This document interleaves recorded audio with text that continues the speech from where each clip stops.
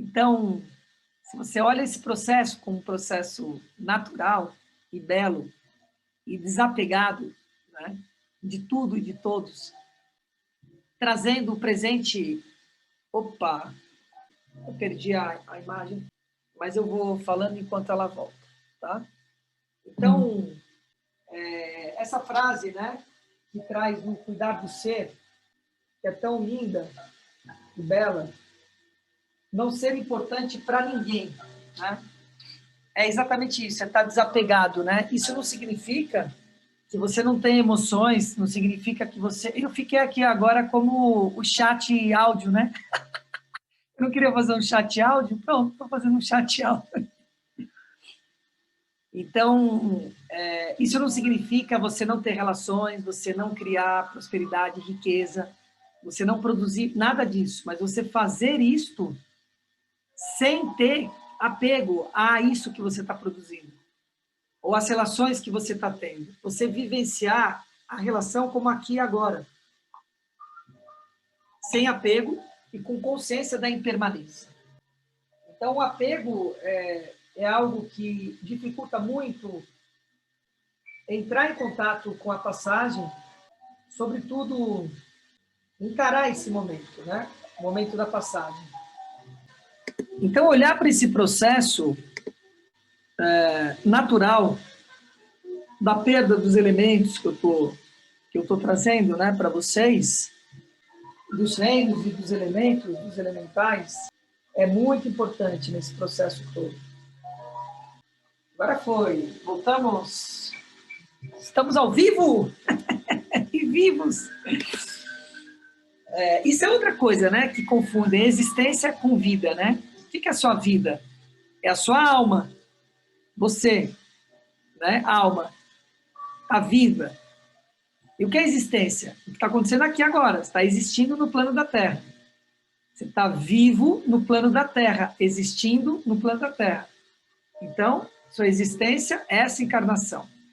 E sua vida é sua alma, que pode se tornar imortal, pode atingir a imortalidade da alma ou não. Esse é outro tema, para outro papo reto. Então, observar esse caminho dos elementos, né, da passagem natural, e observar, sobretudo, com uma pessoa, um ente querido que esteja do lado, perceber todo esse processo, é muito belo, porque você consegue ter a dimensão daquilo que é, daquilo que acontece e vai acontecer. Voltou. Né? Então, enfim. E é incrível, porque o que acontece é que esse processo que eu descrevi de vocês, dos minerais, etc., ele acontece conosco todos os dias. Com todos nós, ele acontece. E a gente não percebe isso. E eu vou dizer quando que ele acontece para a gente. Quando a gente dorme. Ao a gente ir dormir, né, a gente ir repousar o corpo, você vai perceber que ele cumpre todas essas funções. Ele abaixa o ritmo, ele diminui o batimento cardíaco, ele perde a temperatura, né, a temperatura se concentra, por isso que precisa de cobertor, se concentra no tronco completamente. Você tem a necessidade de esvaziar a bexiga, etc., para que você possa estar dormindo. Né? Então, você tem toda uma preparação. Cada noite é uma preparação para esse lugar. E o inverso é verdadeiro. Quando você vai despertar, você vai recuperando tudo isso. Vai recuperando os minerais, começam a trabalhar seu corpo, né? As glândulas começam a trabalhar para começar a produzir os minerais, seu intestino passa a funcionar, e seu instinto vem, a pele, o sopro, e é de trás para frente, né, na realidade. Primeiro vem o sopro, depois vem esse calor, depois os líquidos, a partir daí, e assim por diante, né? Ele faz um processo de trás para frente. Uau! Perguntas? Vamos lá, vamos liberar aqui o microfone para que vocês tragam. Está liberado. Então, quando eu vi o tema de hoje, né, até abandonei lá minha reunião de condomínio, só fui lá, voltei e corri de volta, porque isso me intriga muito. Mas você está falando da morte, assim, né, do corpo físico. O que eu mais tenho medo realmente é de morrer apodrecendo, sabe? Mas o que me intriga mesmo é depois, né? Para onde que a gente vai? Essa incerteza, né?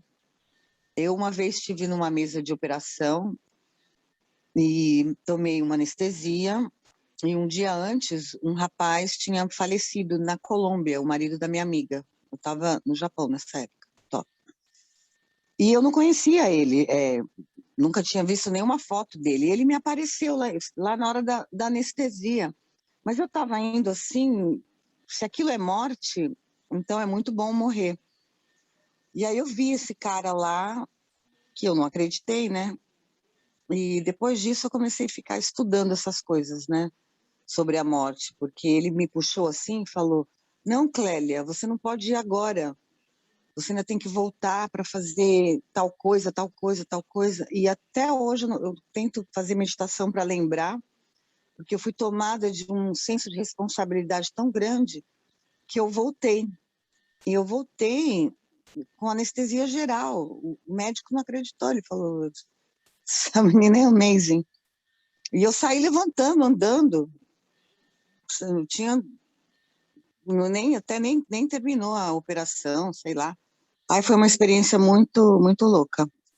Então eu só tenho esse medo de morrer podre. Então por isso que eu também estou aqui me cuidando, assim como você, né? Essa coisa de anti-envelhecimento, né? Chia, linhaça, quinoa, e vegetais e frutas também. Vejo os horários certo da fruta nunca como fruta à noite, né, por causa dos açúcares. Tomo agora uma pedra de zeolita, super recomendo para todo mundo. 155 dias de zeolita, ela limpa todo o nosso corpo. É um detox assim fantástico. Mas é isso, só queria perguntar para você se você tem aí nos seus estudos cabalísticos, para onde que a gente vai, afinal? Ou será que cada um tem um endereço? Luiz? Agora vem a pergunta. Tá, sim. Vamos lá. Então, gratidão pelo partilhar da sua história, né? Eu quero dar um toque para vocês antes, é o seguinte: se vocês, de alguma forma, querem fazer pergunta e não querem se expor visualmente, façam essa pergunta de câmera fechada, porque depois isso vai para o ar, tá? E aí vocês vão estar expostos, ok?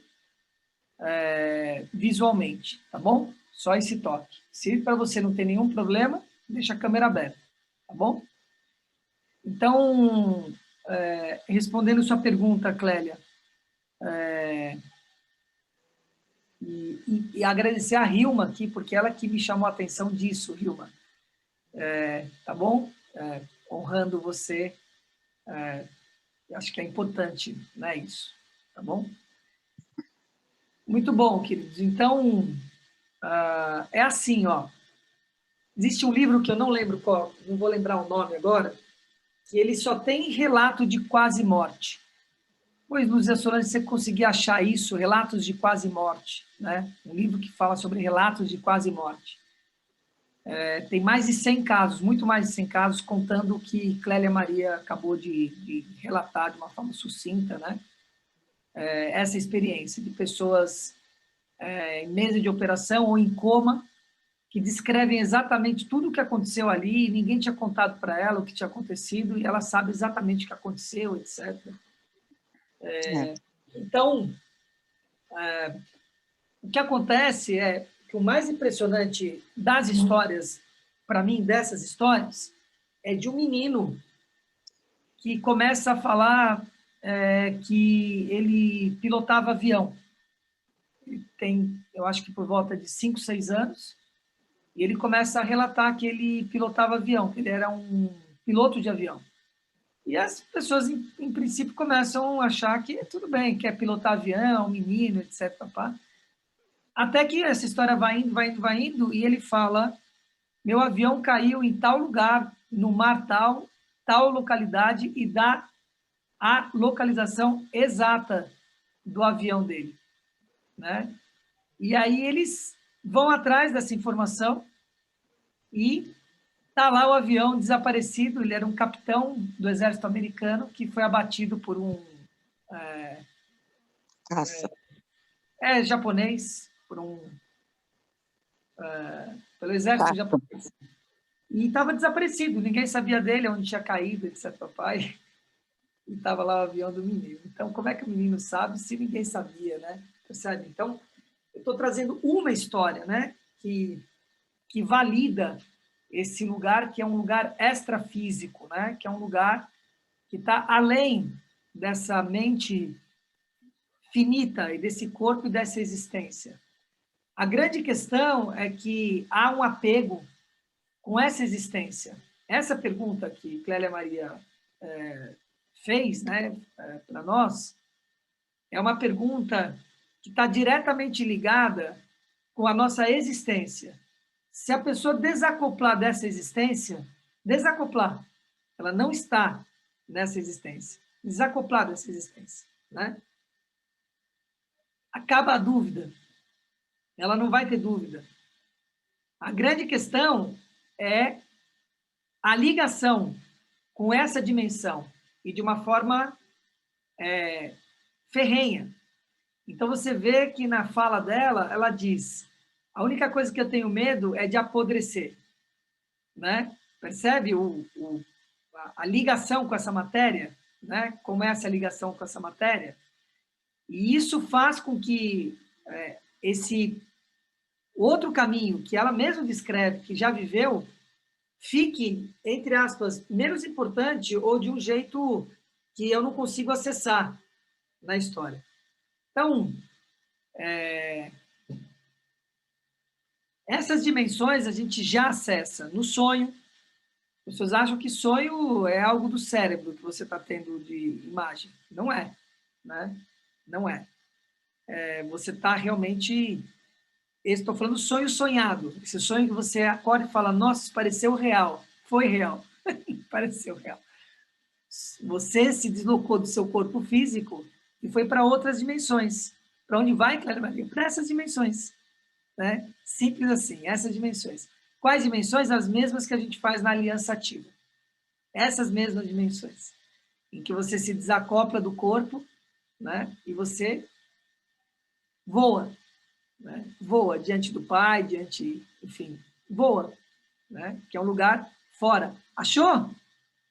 Ah, mas essa mulher é porreta, caramba, hein, bicho? Que vida é essa, hein? Presente da dádiva de Deus, hein? Você do meu lado, mulher? Muito bem. Então, bom, essa certeza de olhar e falar assim: nossa, é o planeta Terra, nessa casinha, no Brasil, nessa localidade, etc., né? Ela não existe. Né? Não existe. Se você assistir Intergaláctico, não, Interestelar, né? Um filme chamado Interestelar. Ele dá muito essa dimensão, né? É muito legal, muito real essa dimensão interestelar. Né? Eu não vou contar, não vou dar spoiler do filme, assiste o filme, que ele é interessantíssimo. Né? Então, acho que de tal forma que o menos importante, não quer dizer que não seja importante, né? O menos importante é pensar para onde nós vamos, né? Para que lado vai seguir. O mais importante é ter a consciência de onde estamos e que onde estamos é só uma dimensão em que nós estamos encarnados e vivendo. E que a partir daqui a trilha continua. Né? Então, há relatos nesse livro, quase todos, de um túnel de luz, de uma luz muito clara, muito evidente, né? E de uma de uma paz, uma tranquilidade muito grande, né, no momento dessa passagem, etc. Então, nesse lugar, se você não lembra, né, se a pessoa não lembra, porque tem algumas pessoas que lembram das suas outras encarnações, das passagens, etc. A humanidade não dá conta de lembrar disso, né? Não dá conta. Imagina você lembrar que você, sei lá, foi afogado numa outra encarnação e ter isso como referência, lembrar desse lugar. Você não lembra nem aqui. As pessoas que passam por um acidente de carro ou afogamento, etc., que desmaiam, tem um lapso de não lembrar daquele momento que aconteceu. É a mesma coisa, lei da correspondência, né? A lei da correspondência é a mesma coisa que acontece. Esse lapso existe porque, na qualidade e na condição humana, os seres humanos não dão conta de lembrar disso, de como foi sua passagem, ou, de repente, que você assassinou 15 pessoas, entendeu? Você imagina umas coisas atrozes, né, que possam ter acontecido, e assim por diante. Então, é uma preservação mesmo que existe, mas tem pessoas que acessam. O que eu aconselho a vocês é que, cada vez que você for dormir, você entre em contato com Morfeu, né? E esqueci o outro nome, Híponos, né? Que é o filho dele, Morfeus, né? E peça para que você lembre do seu sonho. E peça que você faça cada vez mais essa passagem entre a vigília, que é que você está desperto aqui, e o mundo onírico, que é o sonho, que você faça essa passagem cada vez mais consciente.